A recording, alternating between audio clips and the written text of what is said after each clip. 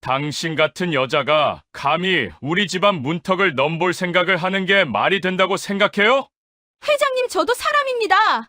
제 손이 거칠다고 해서, 공장에서 일한다고 해서 사랑할 자격이 없는 건 아니잖아요? 사랑, 쇳가루나 뒤집어 쓰고 살던 당신이 이 집안의 품격을 알기나 하겠어요? 동규 씨의 목소리가 대리석 바닥을 타고 저택 전체에 울려 퍼졌습니다. 그의 손은 분노로 떨리고 있었고 얼굴은 붉게 상기되어 있었습니다. 70평생을 재벌 그룹 회장으로 살아온 그에게 이런 모욕은 처음이었습니다.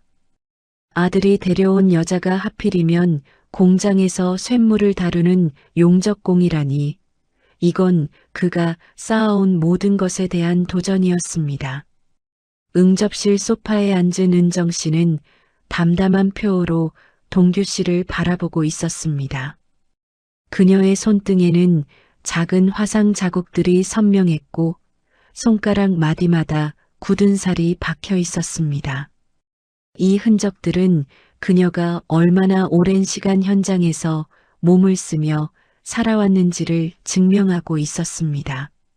하지만 동규 씨의 눈에는 그저 천한 노동의 흔적으로만 보였습니다. 동규 씨는 창밖을 바라보며 이를 악물었습니다.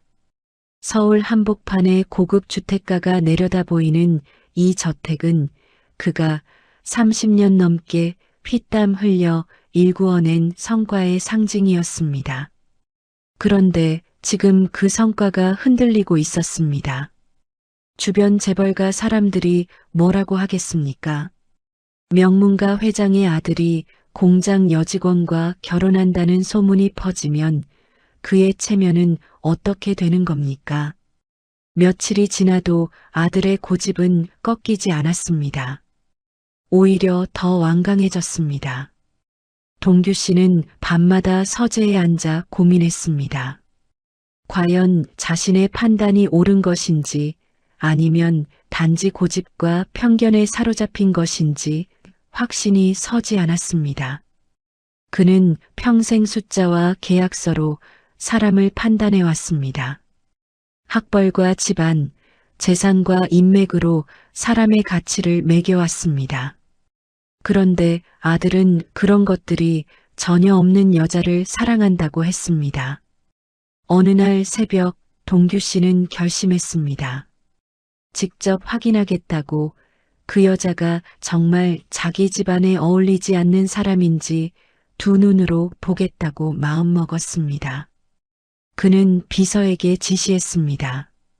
인천에 있는 작은 용접 공장 하나를 알아보라고, 그곳에 일반 노동자로 들어갈 수 있게 준비하라고 말입니다.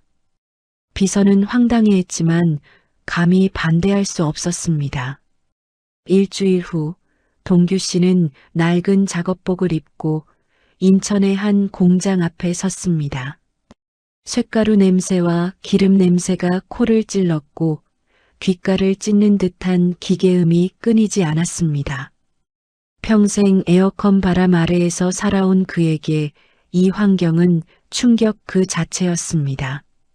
하지만 그는 이를 악물고 공장 문을 열었습니다. 자신의 판단이 옳다는 것을 증명하기 위해서라도 이 고생을 감수해야 했습니다. 공장장은 나이 많은 신입을 의아해하면서도 받아들였습니다.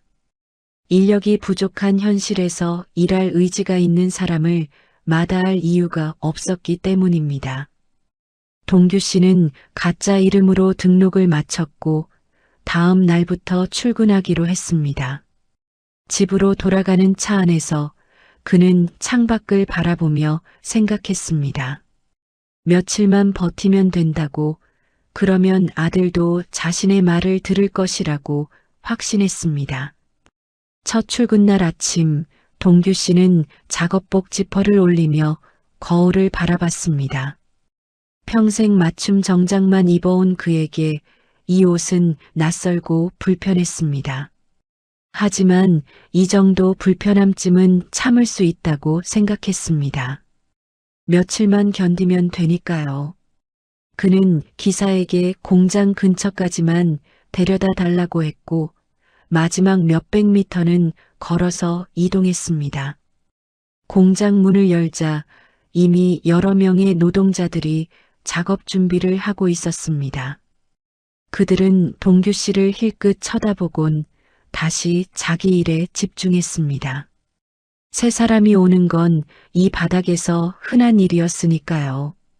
동규 씨는 어색하게 서 있었고 어디로 가야 할지 몰라 두리번거렸습니다. 새로 오신 분이시죠? 뒤에서 들려온 목소리에 동규 씨는 깜짝 놀라 돌아봤습니다. 그리고 그는 그 자리에서 얼어붙었습니다. 눈앞에 서 있는 사람은 다름 아닌 은정 씨였습니다. 용접 마스크를 머리 위로 올린 채 그녀는 환한 미소를 지으며 손을 내밀었습니다. 동규 씨의 심장이 빠르게 뛰기 시작했습니다. 이런 상황은 전혀 예상하지 못했습니다. 처음이시죠? 제가 오늘부터 알려드릴 거예요. 잘 부탁드립니다. 은정 씨는 동규 씨의 얼굴을 전혀 알아보지 못했습니다. 그녀가 저택에서 본 동규 씨는 고급 양복을 입고 위험 있는 모습이었지만 지금 눈앞에 이 사람은 낡은 작업복에 불안한 표정을 한 평범한 노인이었으니까요. 동규 씨는 재빨리 고개를 숙이며 인사했습니다. 목소리를 최대한 낮추고 억양을 바꿔가며 말했습니다. 잘 부탁드립니다. 은정 씨는 동규 씨를 작업장 안쪽으로 안내했습니다. 쇳가루가 날리는 통로를 지나 용접 구역에 도착했습니다. 불꽃이 튀고 쇳물이 녹는 소리가 요란했습니다. 동규 씨는 본능적으로 한 발 뒤로 물러섰습니다. 이렇게 위험해 보이는 곳에서 일한다는 게 믿기지 않았습니다. 처음엔 무섭죠. 저도 그랬어요. 은정 씨가 동규 씨의 어깨를 가볍게 두드렸습니다. 그녀는 보호 장갑을 건네며 차근차근 설명하기 시작했습니다. 용접봉을 잡는 법, 불꽃으로부터 눈을 보호하는 법, 뜨거운 쇳물이 튈 때 대처하는 법까지 하나하나 친절하게 가르쳐줬습니다. 동규 씨는 그녀의 말을 들으며 당황스러웠습니다. 자신이 며느리로 받아들일 수 없다고 했던 그 여자가 지금 이렇게 정성스럽게 자신을 가르치고 있다는 사실이 묘한 감정을 불러일으켰습니다. 자, 이제 직접 해보세요. 제가 옆에서 지켜볼게요. 은정 씨가 용접 토치를 건넸습니다. 동규 씨는 떨리는 손으로 그것을 받았습니다. 평생 펜과 서류만 잡아온 손이었습니다. 계약서에 사인하고 회의 자료를 넘기고 골프채를 휘두르는 것 외에는 해본 적이 없는 손이었습니다. 그 손으로 지금 뜨거운 불꽃을 다뤄야 한다는 게 두려웠습니다. 토치에 불이 붙자 파란 불꽃이 치솟았습니다. 동규 씨는 본능적으로 손을 떨었고 불꽃이 옆으로 튀었습니다. 은정 씨가 재빨리 그의 손목을 잡아 각도를 바로잡았습니다. 그녀의 손은 거칠었지만 힘이 있었고 무엇보다 따뜻했습니다. 천천히 하세요. 급하게 하면 다쳐요. 은정 씨의 목소리는 부드러웠습니다. 동규 씨는 그 목소리를 들으며 조금씩 긴장을 풀었습니다. 그리고 그녀가 시키는 대로 천천히 조심스럽게 쇳덩이를 녹이기 시작했습니다. 불꽃이 금속을 파고들고 두 쇠가 하나로 붙는 순간 동규 씨는 이상한 성취감을 느꼈습니다. 평생 숫자로만 성과를 측정해온 그가 지금 자기 손으로 무언가를 만들어내고 있다는 사실에 묘한 감동이 밀려왔습니다. 점심시간이 되자 은정 씨는 동규 씨를 휴게실로 데려갔습니다. 그곳에는 다른 노동자들이 도시락을 먹으며 쉬고 있었습니다. 은정 씨는 자신의 도시락 반찬 하나를 동규 씨에게 건넸습니다. 오늘 첫날인데 힘드셨죠? 이거 드세요. 동규 씨는 그 반찬을 받아들며 말문이 막혔습니다. 며칠이 지나면서 동규 씨의 몸은 비명을 지르기 시작했습니다. 아침마다 일어날 때 허리가 펴지지 않았고 손가락 마디마디가 뻣뻣하게 굳어 있었습니다. 평생 책상 앞에 앉아 일하던 몸이 이런 육체 노동을 감당할 수 없었습니다. 하지만 그는 이를 악물고 매일 아침 공장으로 향했습니다. 자신의 판단이 옳다는 것을 증명하기 전까지는 포기할 수 없었습니다. 은정 씨는 여전히 친절했습니다. 동규 씨가 힘들어하는 모습을 보면 자연스럽게 다가와 도왔습니다. 무거운 철판을 옮길 때는 함께 들어줬고 용접 자세가 틀렸을 때는 직접 시범을 보여줬습니다. 그녀의 움직임은 정확했고 효율적이었습니다. 수천 번, 수만 번 반복해온 동작이 몸에 완전히 배어 있었습니다. 이렇게 각도를 맞춰야 용접선이 깔끔하게 나와요. 은정 씨가 토치를 잡고 시연하는 모습을 보며 동규 씨는 입을 다물지 못했습니다. 그녀의 손놀림은 마치 예술가 같았습니다. 불꽃이 정확한 지점에 닿고 쇳물이 균일하게 퍼지며 완벽한 용접선이 그려졌습니다. 이것은 단순한 노동이 아니었습니다. 오랜 시간 갈고 닦은 기술이었고 땀과 노력으로 쌓아올린 전문성이었습니다. 동규 씨는 그날 저녁 집으로 돌아가 거울 앞에 섰습니다. 손바닥을 펼쳐보니 물집이 여러 개 잡혀 있었습니다. 빨갛게 부어오른 살같이 따끔거렸습니다. 그는 그 물집들을 바라보며 복잡한 감정에 휩싸였습니다. 이것이 은정 씨가 매일 겪는 일이었습니다. 아니, 그녀는 이미 이런 단계를 지나 손에 굳은 살이 박힐 때까지 일해온 것입니다. 다음 날 공장 반장인 재석 씨가 동규 씨를 불렀습니다. 50대 중반의 이 남자는 20년 넘게 현장을 지켜온 베테랑이었습니다. 그의 얼굴에는 세월의 흔적이 깊게 새겨져 있었고 목소리는 쉬어 있었지만 힘이 있었습니다. 어르신, 이 일이 생각보다 힘드시죠? 재석 씨의 물음에 동규 씨는 고개를 끄덕였습니다. 거짓말할 수 없었습니다. 몸이 너무 정직하게 반응하고 있었으니까요. 재석 씨는 작은 미소를 지으며 의자를 권했습니다. 처음엔 다들 그래요. 근데 말이죠. 여기서 오래 버티는 사람들은 다 이유가 있어요. 돈 때문만은 아니에요. 재석 씨는 창밖을 바라보며 말을 이었습니다. 그는 젊은 시절 대기업 공장에서 일했다가 구조조정으로 쫓겨났다고 했습니다. 한때는 절망했지만 이 작은 공장에서 다시 시작하며 깨달은 게 있다고 했습니다. 사람의 가치는 어디서 일하느냐가 아니라 어떻게 일하느냐에 있다는 것을요. 은정 씨 보세요. 저 친구만큼 실력 좋은 용접工찾기 힘들어요. 대기업에서 스카우트 제의도 여러 번 왔는데 다 거절했어요. 여기 동료들이 가족 같다면서요. 동규 씨는 작업장 한쪽에서 묵묵히 일하고 있는 은정 씨를 바라봤습니다.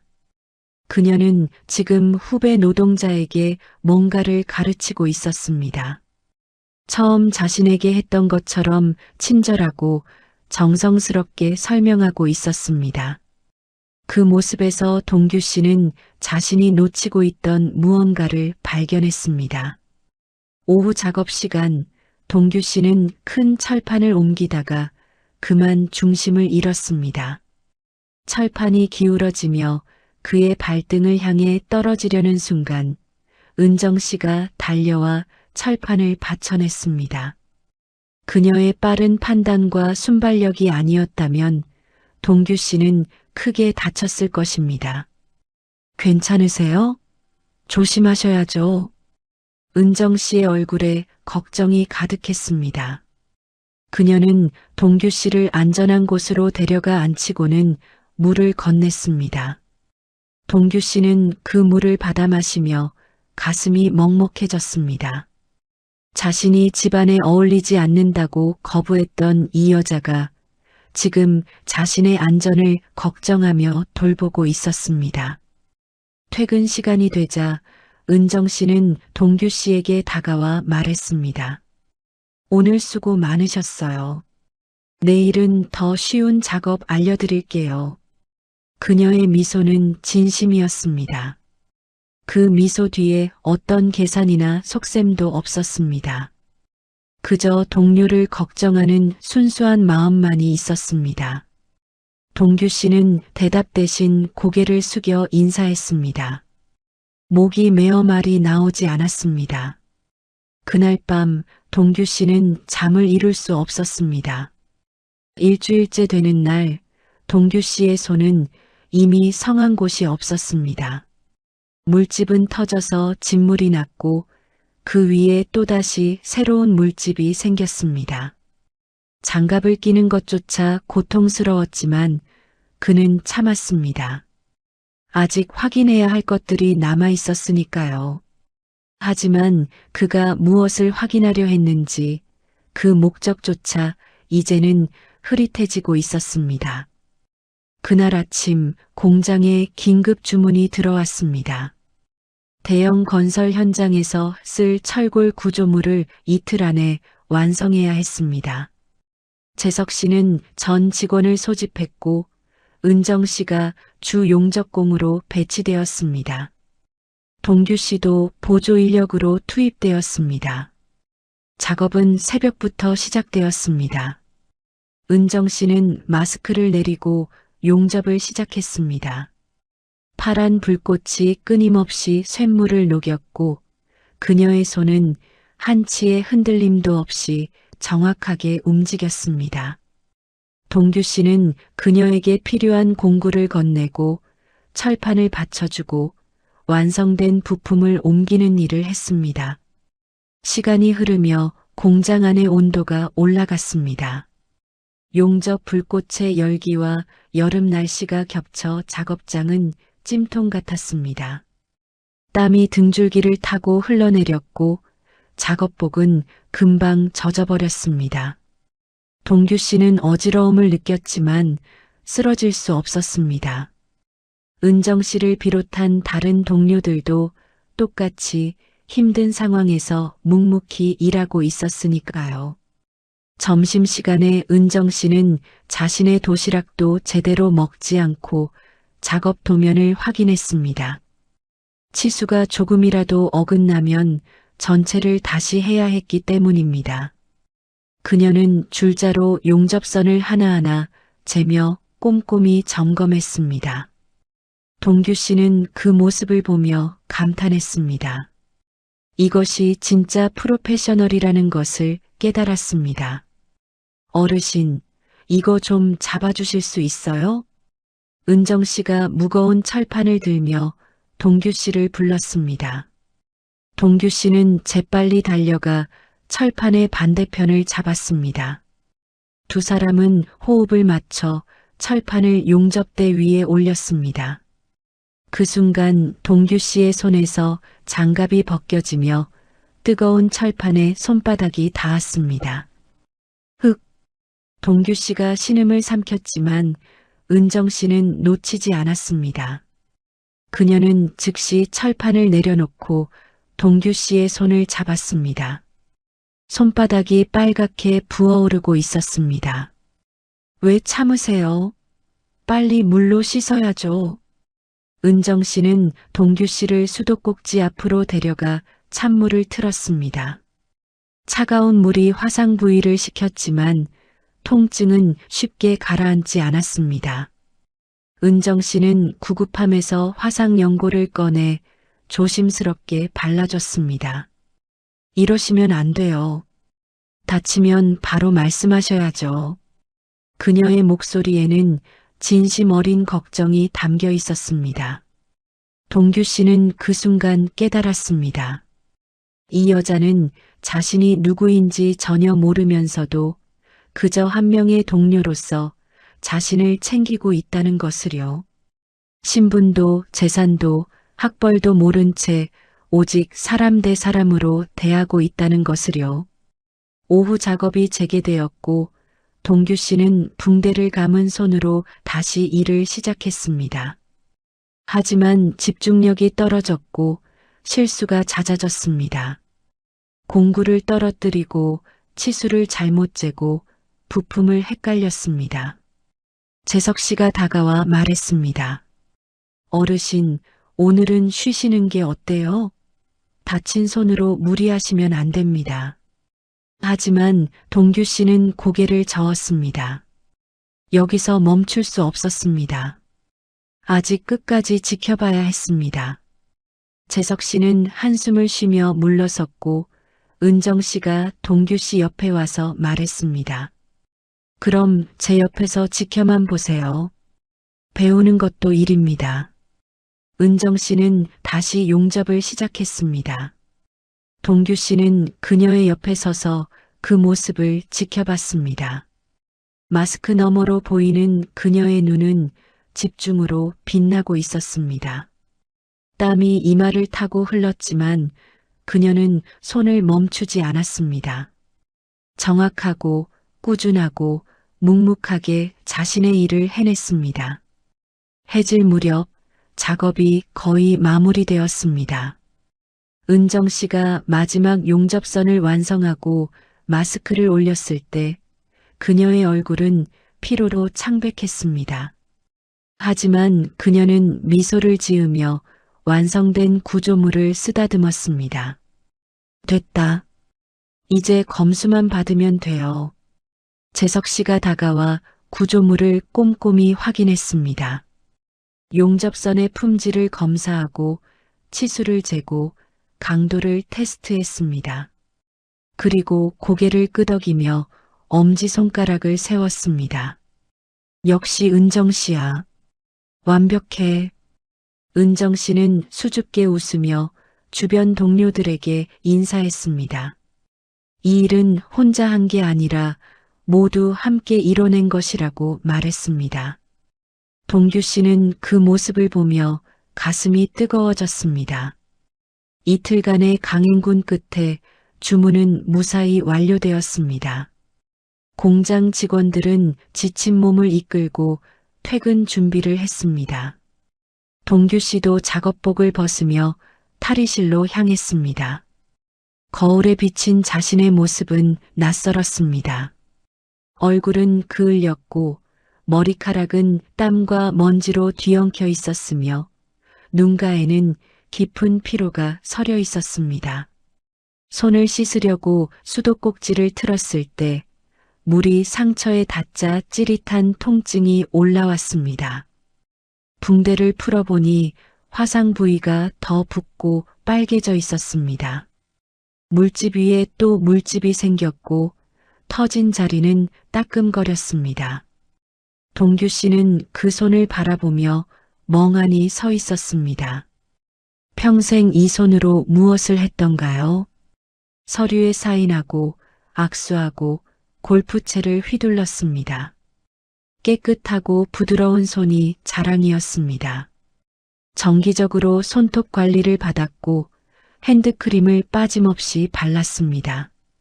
그런 손이 지금은 노동자의 손이 되어 있었습니다. 탈의실 문이 열리며 재석 씨가 들어왔습니다.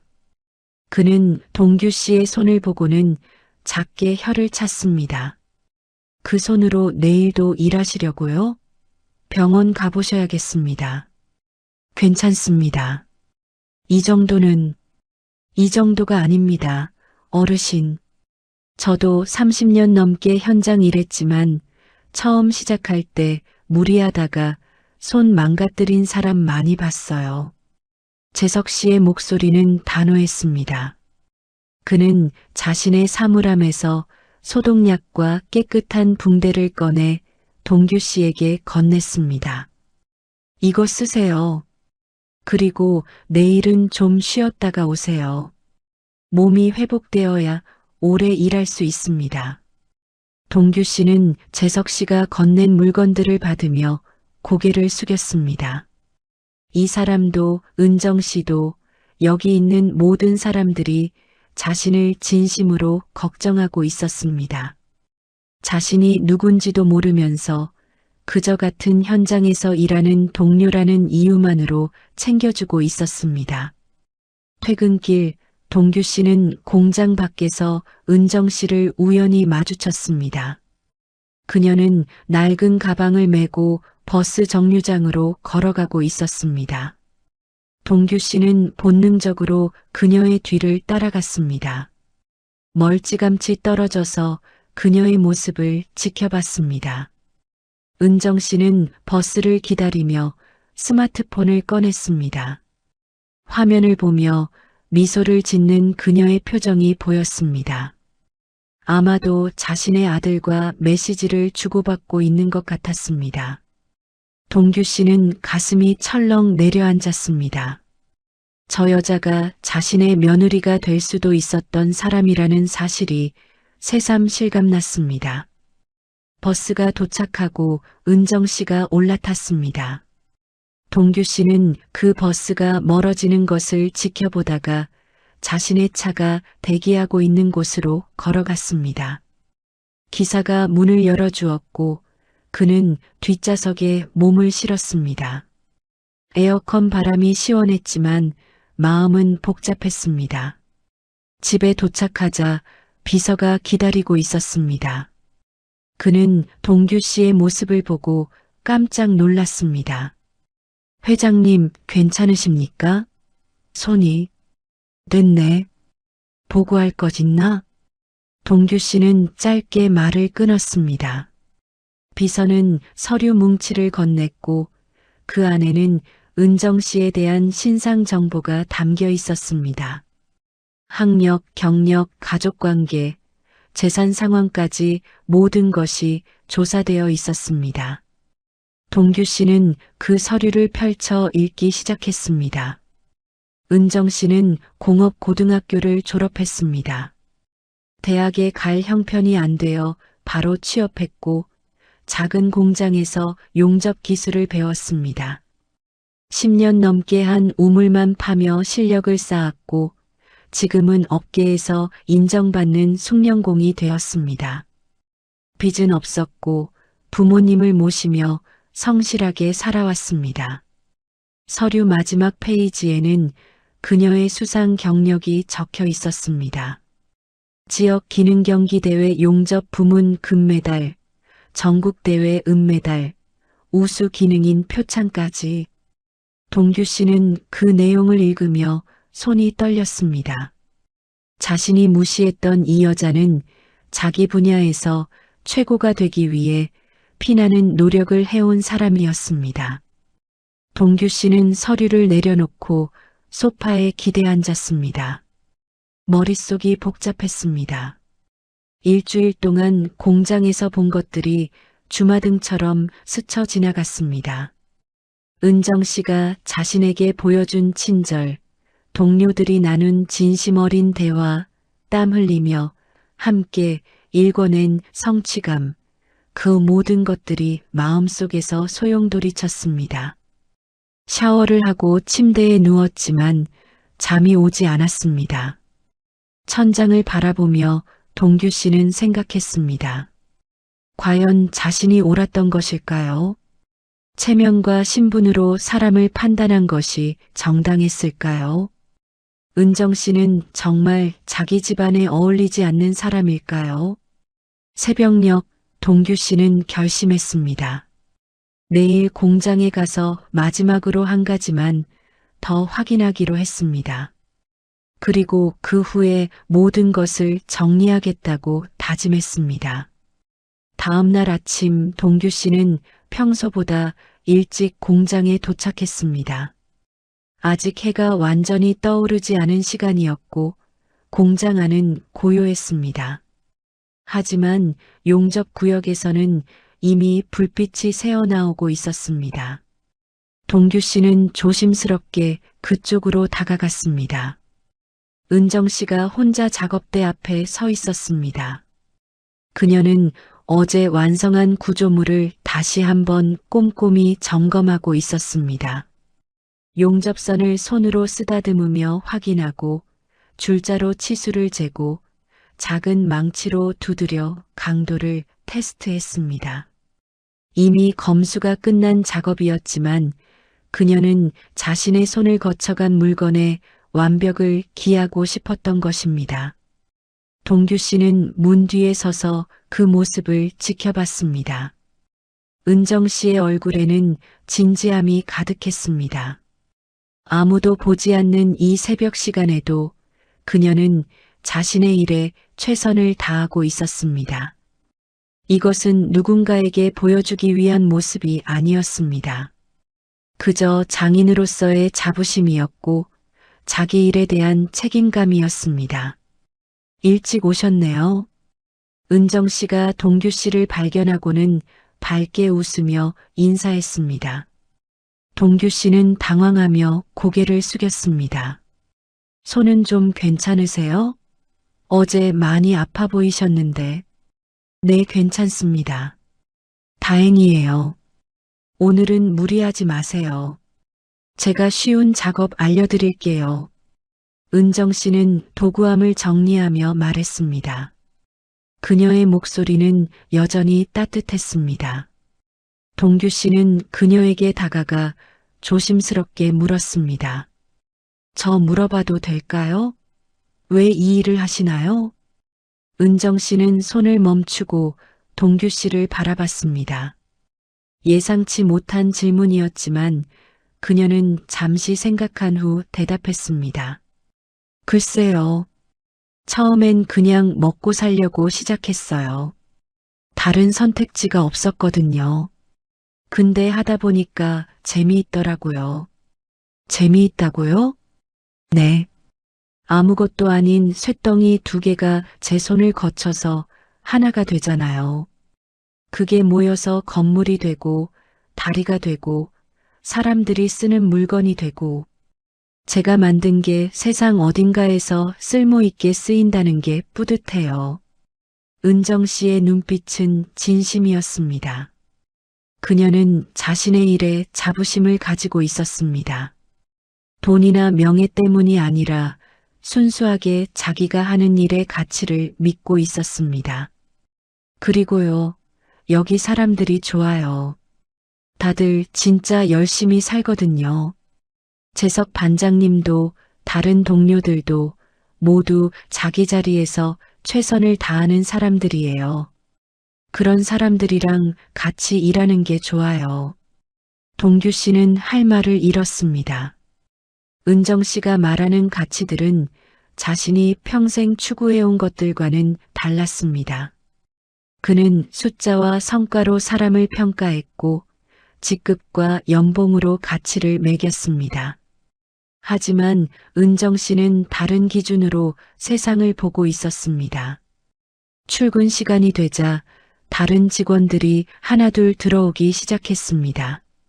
재석 씨가 동규 씨를 보더니 손을 확인했습니다. 어제보다 나아 보이네요. 오늘은 좀 가벼운 일 시킬게요. 재석 씨는 동규 씨에게 완성된 부품들을 정리하고 분류하는 일을 맡겼습니다. 육체적으로 덜 힘든 작업이었습니다. 동규 씨는 감사하다는 말을 하려다가 그냥 고개를 숙였습니다. 오전 작업이 진행되는 동안 동규 씨는 공장 구석구석을 관찰했습니다. 이곳 사람들은 각자 맡은 일에 집중했습니다. 서로를 존중했고 필요할 때는 주저없이 도왔습니다. 누가 실수를 하면 비난하기보다 함께 해결책을 찾았습니다. 이것이 진짜 팀워크라는 걸 동규 씨는 뼈저리게 느꼈습니다. 점심시간 휴게실에서 직원들이 모여 밥을 먹었습니다. 도시락을 까먹으며 나누는 일상적인 대화들이 오갔습니다. 누구네 아이가 학교에서 상을 받았다는 이야기, 어제 본 드라마 이야기, 주말에 갈 낚시 계획 같은 소소한 것들이었습니다. 동규 씨는 그 대화들을 들으며 깨달았습니다. 이 사람들은 가난하지 않았습니다. 돈은 적을지 몰라도 삶은 풍요로웠습니다. 서로를 아끼고 함께 웃고 내일을 기대하며 살아가고 있었습니다. 자신처럼 체면과 경쟁에 시달리지 않았고 진짜 중요한 것이 무엇인지 알고 있었습니다. 은정 씨가 동규 씨 옆에 앉으며 말했습니다. 어르신, 많이 힘드시죠? 사실 이 나이에 이 일 시작하시는 거 쉽지 않으실 텐데. 괜찮습니다. 배우는 게 많아서 좋습니다. 그렇게 말씀해 주시니 다행이에요. 저도 처음엔 정말 힘들었거든요. 포기하고 싶을 때도 많았고요. 그런데 계속하신 이유가 뭡니까? 은정 씨는 잠시 생각하다가 대답했습니다. 증명하고 싶었어요. 여자라서 학벌이 없어서 안 된다는 편견을 깨고 싶었어요. 실력으로 인정받고 싶었죠. 동규 씨의 가슴이 철렁했습니다. 은정 씨가 쌓아온 편견이 바로 자신이 가지고 있던 편견이었습니다. 그는 아무 말도 할 수 없었습니다. 오후 작업이 시작되고 얼마 지나지 않아 사고가 발생했습니다. 젊은 노동자 하나가 무거운 철판을 옮기다가 균형을 잃었고 철판이 기울어지며 그의 다리를 향해 떨어졌습니다. 순간 작업장에 비명이 울려 퍼졌습니다. 은정 씨가 가장 먼저 달려갔습니다. 그녀는 떨어지는 철판을 몸으로 막아내며 젊은 노동자를 밀어냈습니다. 철판은 은정 씨의 어깨를 스쳤고 그녀는 바닥에 쓰러졌습니다. 동규 씨의 심장이 멎는 것 같았습니다. 은정 씨, 재석 씨가 달려와 은정 씨를 일으켰습니다. 다행히 철판이 직격으로 맞지는 않았지만 어깨에 타박상을 입었고 팔에서 피가 흐르고 있었습니다. 은정 씨는 얼굴을 찡그리며 일어섰습니다. 괜찮아요. 민수 씨는 다치지 않았죠? 그녀가 가장 먼저 확인한 것은 자신이 구한 동료의 안전이었습니다. 젊은 노동자는 놀란 표호로 고개를 끄덕였습니다. 은정 씨는 안도의 한숨을 쉬었고 그제야 자신의 상처를 내려다봤습니다. 재석 씨가 구급함을 가져왔고 은정 씨의 팔을 소독하기 시작했습니다. 상처가 생각보다 깊었습니다. 동규 씨는 그 모습을 멀리서 지켜보며 주먹을 쥐었습니다. 손이 떨렸고 다리에 힘이 풀렸습니다. 은정 씨가 다칠 뻔한 그 순간이 계속 머릿속에서 재생되었습니다. 병원 가야겠어요. 재석 씨의 말에 은정 씨는 고개를 저었습니다. 아직 오늘 작업이 남았잖아요. 이 정도는 괜찮아요. 은정 씨, 무리하지 마세요. 몸이 먼저입니다. 하지만 은정 씨는 완고했습니다. 오늘 마감해야 할 작업이 있고 자신이 빠지면 일정이 밀린다는 이유였습니다. 재석 씨는 한숨을 쉬었지만 더 이상 강요할 수 없었습니다. 그는 붕대를 단단히 감아주고는 물러섰습니다. 동규 씨는 참을 수 없었습니다. 그는 앞으로 걸어나가 은정 씨 앞에 섰습니다. 병원에 가셔야 합니다. 은정 씨는 동규 씨를 올려다보며 미소 지었습니다. 어르신도 어제 다쳤는데 오늘 나오셨잖아요. 저도 괜찮아요. 그 말에 동규 씨는 할 말을 잃었습니다. 자신이 보여준 모습을 은정 씨가 따라하고 있었던 것입니다. 그는 깨달았습니다. 이 사람은 자신보다 훨씬 강하고 책임감 있고 용기 있는 사람이라는 것을요. 작업이 재개되었지만 은정 씨의 움직임은 평소보다 느렸습니다. 다친 팔 때문에 힘을 제대로 쓸 수 없었고 통증 때문에 얼굴을 찡그릴 때도 있었습니다. 하지만 그녀는 끝까지 자리를 지켰고 맡은 작업을 완수했습니다. 동규 씨는 은정 씨를 돕기 위해 그녀 곁에 머물렀습니다. 무거운 공구를 대신 들어주고 철판을 받쳐주고 필요한 부품을 미리 준비해뒀습니다. 은정 씨는 고맙다며 미소를 보냈고 동규 씨는 그 미소를 보며 가슴이 미어졌습니다. 퇴근 시간이 되었을 때 은정 씨는 작업대에 기댄 채 깊은 숨을 내쉬었습니다. 하루 종일 참아온 통증이 한꺼번에 몰려왔습니다. 얼굴이 창백해졌고 식은 땀이 이마에 맺혔습니다. 재석 씨가 다가와 그녀의 어깨를 잡았습니다. 은정 씨, 이제 병원 갑시다. 더 이상은 안 됩니다. 이번에는 은정 씨도 고개를 끄덕였습니다. 몸이 한계에 다다랐다는 것을 느꼈기 때문입니다. 재석 씨는 자신의 차로 은정 씨를 병원에 데려가겠다고 했습니다. 동규 씨는 그 모습을 보며 작업복을 벗었습니다. 그리고 탈의실로 향했습니다. 거울 앞에 선 그는 자신의 얼굴을 바라봤습니다. 일주일 만에 완전히 달라진 모습이었습니다.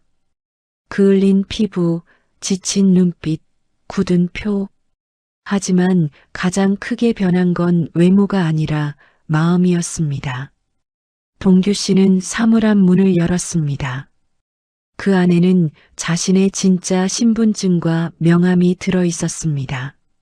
재벌 그룹 회장이라는 직함이 선명하게 적힌 명함을 꺼내 들었습니다. 이 작은 종이 조각이 평생 자신을 규정해 왔습니다. 하지만 지금 이 순간 그것이 얼마나 무의미한지 깨달았습니다. 그는 명함을 주머니에 넣고 공장을 나섰습니다. 주차장에 대기하고 있던 자신의 차를 지나쳐 은정 씨와 재석 씨가 탄 낡은 승용차를 따라갔습니다. 기사에게 지시했습니다. 저 차를 놓치지 말고 따라가게. 병원에 도착했을 때 동규 씨는 차에서 내리지 않았습니다. 멀리서 은정 씨가 응급실로 들어가는 모습을 지켜봤습니다. 재석 씨가 그녀를 부축하며 함께 들어갔고 다른 동료 몇 명도 뒤따라 들어갔습니다. 그들은 은정 씨를 진심으로 걱정하고 있었습니다. 1시간쯤 지났을 때 은정 씨가 병원에서 나왔습니다. 팔에 깁스를 하고 있었지만 표정은 밝았습니다. 동료들이 그녀를 둘러싸고 걱정스럽게 물어봤고 은정 씨는 괜찮다며 손을 흔들었습니다. 그 모습을 보며 동규 씨는 눈시울이 뜨거워졌습니다. 차 안에서 동규 씨는 결심했습니다.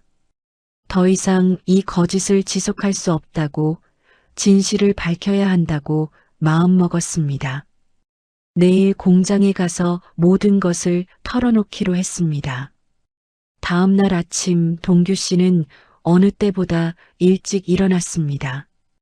잠을 제대로 이루지 못했습니다. 밤새 머릿속으로 무슨 말을 해야 할지 수백 번 되뇌었지만 정작 완벽한 답은 찾지 못했습니다. 거울 앞에 서서 작업복을 입으며 그는 깊은 숨을 들이마셨습니다. 오늘이 마지막이라고 다짐했습니다. 공장에 도착했을 때 은정 씨는 이미 와 있었습니다. 깁스를 한 팔에도 불구하고 그녀는 출근했습니다. 동규 씨는 놀라서 다가갔습니다. 왜 나오셨습니까? 쉬셔야죠. 이 정도로 쉴 순 없죠. 한 팔로도 할 수 있는 일이 있어요. 은정 씨의 목소리는 여전히 밝았습니다. 하지만 동규 씨는 그녀의 눈가에 숨겨진 피로를 볼 수 있었습니다. 밤새 통증 때문에 잠을 설쳤을 것이 분명했습니다. 그런데도 이렇게 나와서 일하려는 그녀를 보며 동규 씨의 마음은 더욱 무거워졌습니다. 재석 씨가 아침 조회를 시작했습니다. 어제 사고에 대한 반성과 앞으로의 안전 수칙을 강조했습니다.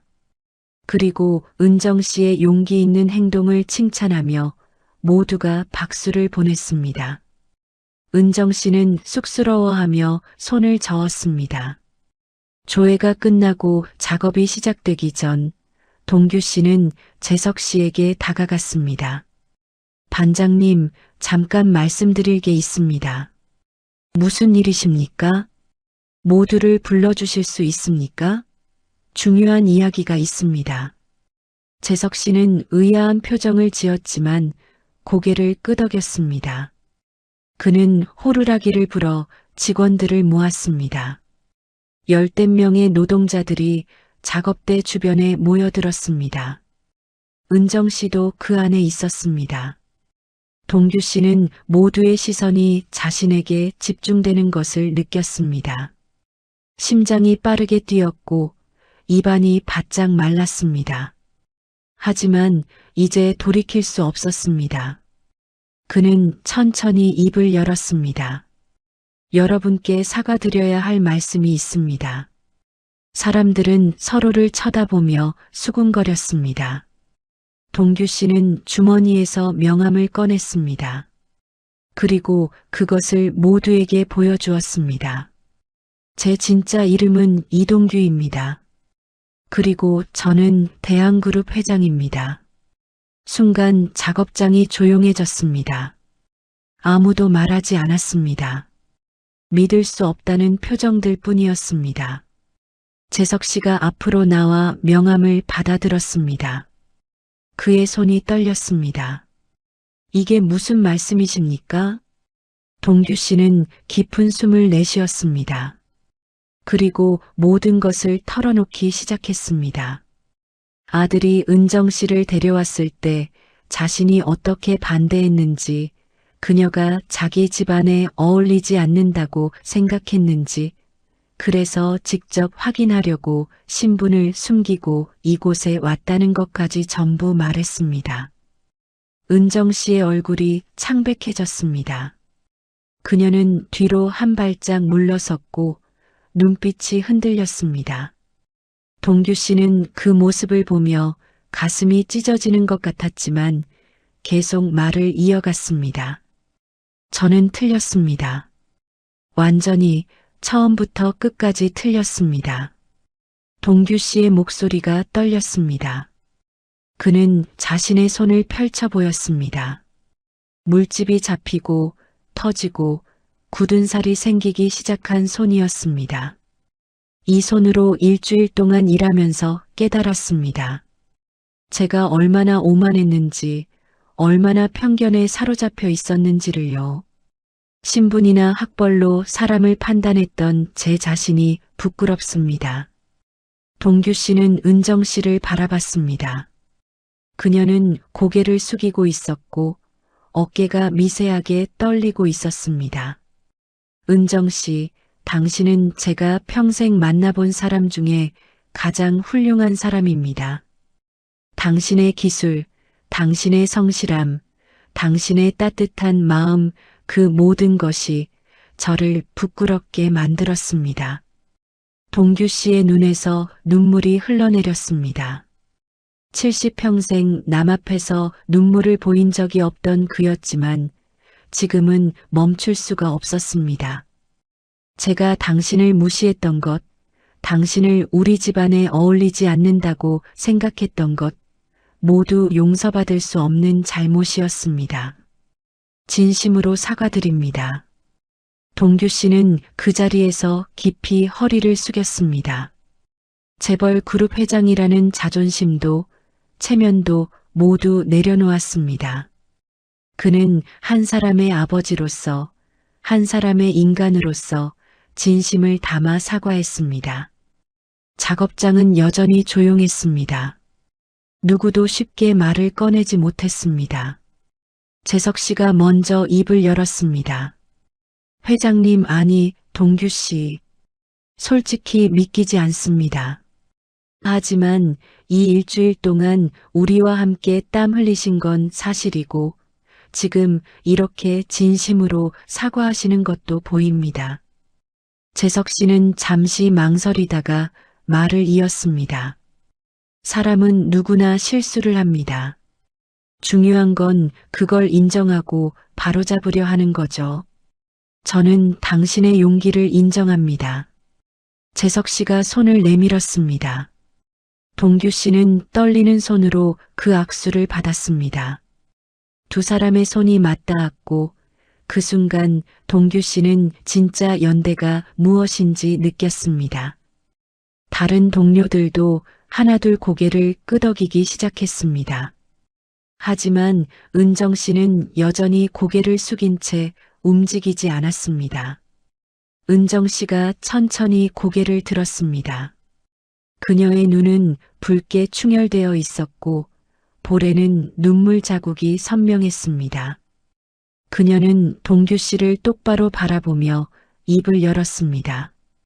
회장님, 그 한마디에 담긴 무게가 작업장 전체를 짓눌렀습니다. 은정 씨의 목소리는 떨렸지만 단호했습니다. 저는 처음부터 알고 있었어요. 동규 씨의 눈이 커졌습니다. 주변 사람들도 웅성거리기 시작했습니다. 은정 씨는 깊은 숨을 들이마신 후 말을 이었습니다. 첫날 보는 순간 알아봤어요. 저택에서 뵀던 그분이라는 걸요. 작업복을 입으셨어도 목소리를 바꾸셔도 눈빛은 숨길 수 없더라고요. 동규 씨는 말문이 막혔습니다. 그는 완벽하게 속였다고 생각했는데 은정 씨는 처음부터 모든 것을 알고 있었던 것입니다. 그런데 왜 아무 말도 하지 않으셨습니까? 궁금했어요. 회장님이 뭘 보려고 하시는지, 뭘 확인하고 싶으신지, 그리고 진짜 제가 부족한 사람인지 스스로 증명하고 싶었어요. 은정 씨의 목소리에 슬픔이 묻어났습니다. 그녀는 자신의 깁스한 팔을 내려다보며 말했습니다. 저도 알아요. 제가 좋은 집안 출신이 아니라는 것, 학벌이 없다는 것, 그냥 공장에서 일하는 노동자라는 것. 그게 회장님 눈에 어떻게 보일지도 알고 있었어요. 은정 씨. 하지만요, 회장님. 은정 씨가 동규 씨를 똑바로 쳐다봤습니다. 그녀의 눈빛에는 자존심이 담겨 있었습니다. 저는 제 일을 사랑해요. 이 손으로 뭔가를 만들어내는 게 자랑스러워요. 그리고 이 사람들과 함께 일하는 게 행복해요. 그게 잘못된 건가요? 동규 씨는 고개를 저었습니다. 눈물이 계속 흘러내렸습니다. 아닙니다. 잘못된 건 저였습니다. 당신은 완벽합니다. 은정 씨는 쓴웃음을 지었습니다. 완벽하진 않아요. 저도 부족한 게 많아요. 하지만 최선을 다해서 살고 있어요. 그것만은 자신 있게 말할 수 있어요. 그녀는 주변 동료들을 둘러봤습니다. 재석 씨를, 어제 구해준 젊은 노동자를, 함께 땀 흘리며 일해온 사람들을 바라봤습니다. 여기 있는 모든 분들이 그래요. 다들 자기 자리에서 최선을 다하며 살아가는 사람들이에요. 신분이 낮다고, 돈이 적다고 무시받을 이유는 없어요. 은정 씨의 말에 동료들이 고개를 끄덕였습니다. 재석 씨가 앞으로 나서며 말했습니다. 맞습니다. 우리는 떳떳하게 일하고 있어요. 누구한테도 부끄러울 게 없습니다. 동규 씨는 무릎을 꿇었습니다. 70평생 누구 앞에서도 무릎을 꿇어본 적 없던 그가 공장 바닥에 무릎을 꿇고 은정 씨를 올려다봤습니다. 제가 틀렸습니다. 완전히 철저하게 틀렸습니다. 신분보다 중요한 건 사람의 진심이라는 걸 당신이 가르쳐 주셨습니다. 동규 씨의 목소리는 떨렸지만 진심이 가득했습니다. 이 일주일 동안 제가 배운 건 용접 기술이 아니었습니다. 진짜 가치가 뭔지, 사람을 어떻게 대해야 하는지, 겸손이 뭔지를 배웠습니다. 모두 당신에게서 배운 겁니다. 은정 씨의 눈에서 눈물이 떨어졌습니다. 그녀는 입술을 깨물며 감정을 억눌렀지만 쉽지 않았습니다. 회장님이 저한테 친절하게 대해주셨던 것처럼 저도 그냥 제가 할 수 있는 걸 한 것뿐이에요. 특별한 게 아니에요. 아닙니다. 특별했습니다. 동규 씨가 일어서며 말했습니다. 당신은 저를 회장으로 대하지 않고 한 사람으로 대해줬습니다. 나이 많은 신입을 무시하지 않고 정성껏 가르쳐줬습니다. 다쳤을 때 걱정해주고 힘들 때 격려해줬습니다. 그게 얼마나 큰 의미인지 이제야 알겠습니다. 동규 씨는 주머니에서 휴대전화를 꺼냈습니다. 그리고 아들에게 전화를 걸었습니다. 스피커폰으로 전화냈고 벨소리가 작업장에 울려 퍼졌습니다. 아버지, 아들의 목소리가 들렸습니다. 동규 씨는 은정 씨를 바라보며 말했습니다. 아들아, 내 곁에 은정 씨 있느냐? 네, 옆에 있는데요. 무슨 일이세요? 은정 씨에게 전해다오. 내가 틀렸다고. 그리고 이제는 진심으로 환영한다고. 우리 집안의 며느리로, 아니, 우리 가족으로 받아들이고 싶다고 말이다. 전화 너머로 침묵이 흘렀습니다. 그리고 아들의 떨리는 목소리가 들려왔습니다. 아버지, 정말이세요? 그래, 정말이다. 은정 씨는 내가 평생 만나본 사람 중 가장 훌륭한 사람이다. 동규 씨는 전화를 끊었습니다. 그리고 은정 씨에게 다가가 조심스럽게 말했습니다. 용서해 주실 수 있겠습니까? 은정 씨는 눈물을 닦으며 고개를 끄덕였습니다. 그녀는 떨리는 목소리로 대답했습니다. 신분보다 중요한 건 사람의 진심이에요. 회장님의 진심을 느꼈어요. 은정 씨가 조용히 고개를 숙였습니다. 동규 씨도 깊이 허리를 숙였습니다. 두 사람은 말없이 서로에게 예를 표했습니다. 그날 오후 동규 씨는 공장을 떠나지 않았습니다. 그는 작업복을 다시 입고 은정 씨 옆에 섰습니다. 비록 그녀가 자신의 정체를 알고 있었다는 사실에 놀랐지만 오히려 그것이 더 큰 감동으로 다가왔습니다. 은정 씨는 모든 것을 알면서도 한결같이 자신을 대해줬던 것입니다. 오늘은 정말 가셔야 해요. 은정 씨가 말했습니다. 이제는 존댓말도 자연스러워졌습니다. 아니요. 마지막까지 함께하고 싶습니다. 제대로 배우지 못한 게 많아서요. 동규 씨의 말에 은정 씨는 작게 웃었습니다. 처음으로 보는 진짜 편안한 미소였습니다. 그럼 이번엔 제대로 가르쳐 드릴게요. 두 사람은 나란히 서서 작업을 시작했습니다. 은정 씨는 깁스한 팔에도 불구하고 능숙하게 공구를 다뤘고 동규 씨는 그녀의 지시에 따라 철판을 잡고 용접을 보조했습니다. 서로의 호흡이 맞아떨어지기 시작했고 작업은 생각보다 순조롭게 진행되었습니다. 재석 씨는 멀리서 그 모습을 지켜보며 고개를 끄덕였습니다. 다른 동료들도 처음의 충격에서 벗어나 각자의 일에 집중했습니다. 신분이 무엇이든 이곳에서는 모두가 똑같은 노동자였습니다. 해질 무렵 하루 작업이 끝났습니다.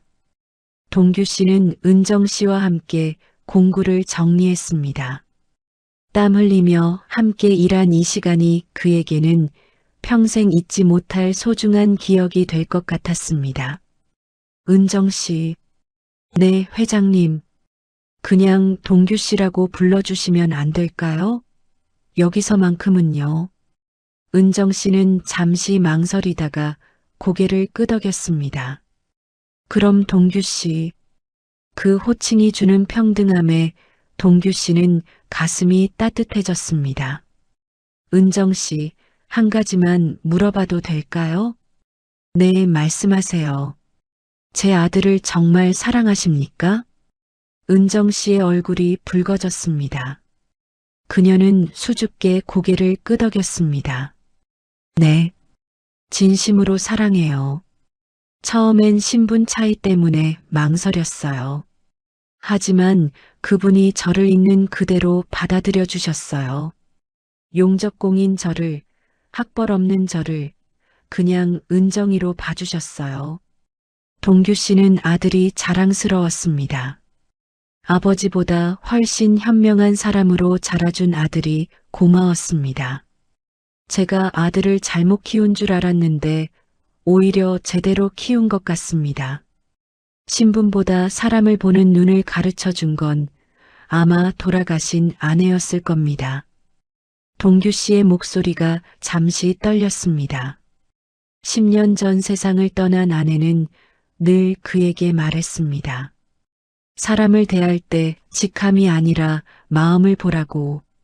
하지만 그는 그 말을 흘려들었고 아내가 떠난 후에는 더욱 차갑고 계산적인 사람이 되어갔습니다.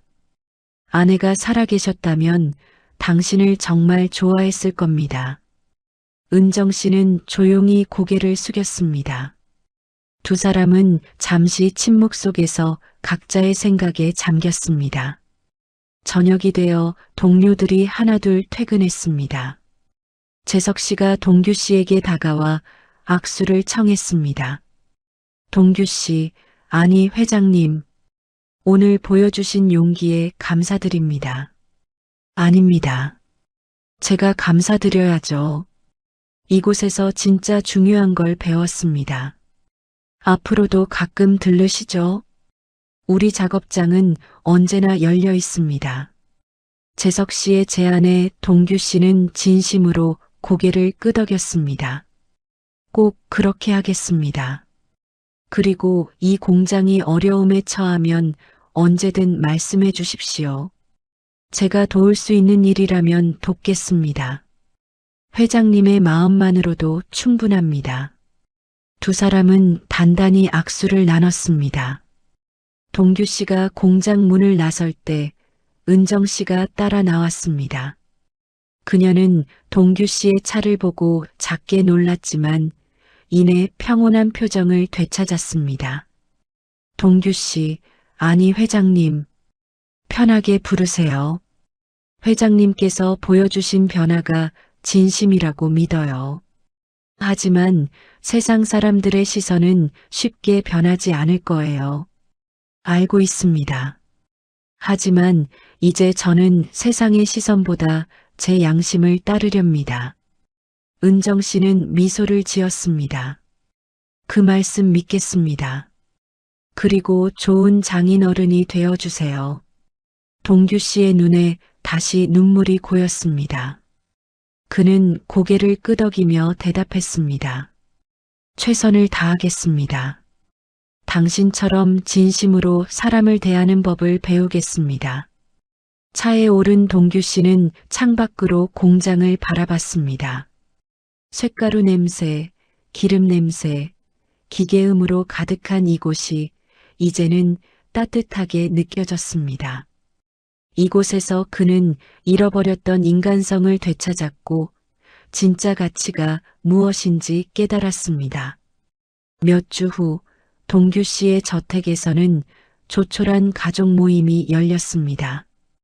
아들과 은정 씨, 그리고 은정 씨의 부모님이 초대되었습니다. 동규 씨는 그들을 정문에서 직접 맞이했습니다. 더 이상 체면이나 신분을 따지지 않았습니다. 식사 자리에서 동규 씨는 은정 씨의 부모님께 정중히 인사했습니다. 그동안 제 오만함으로 상처를 드려 죄송합니다. 이제는 진심으로 두 분의 딸을 우리 가족으로 맞이하고 싶습니다. 은정 씨의 아버지는 손을 내밀었고 동규 씨는 그 손을 꽉 잡았습니다. 굳은 살이 박힌 손과 손이 맞닿았습니다. 그 악수에는 계급도 신분도 없었습니다. 오직 서로를 존중하는 두 아버지의 마음만이 있었습니다. 그날 밤 동규 씨는 서재에 앉아 일기를 썼습니다. 평생 쓰지 않았던 일기를 처음으로 쓰기 시작했습니다. 오늘 나는 깨달았다. 체면보다 중요한 것은 사람이고 신분보다 중요한 것은 진심이라는 것을 70평생을 살아와서야 이제 진짜 사람이 되는 법을 배우고 있다. 동규 씨는 펜을 내려놓고 창밖을 바라봤습니다. 서울의 야경이 아름답게 펼쳐져 있었지만 그의 마음속에는 인천의 작은 공장, 그곳에 따뜻한 사람들이 더 선명하게 남아 있었습니다. 그리고 그는 미소 지었습니다. 진심 어린 편안한 미소였습니다.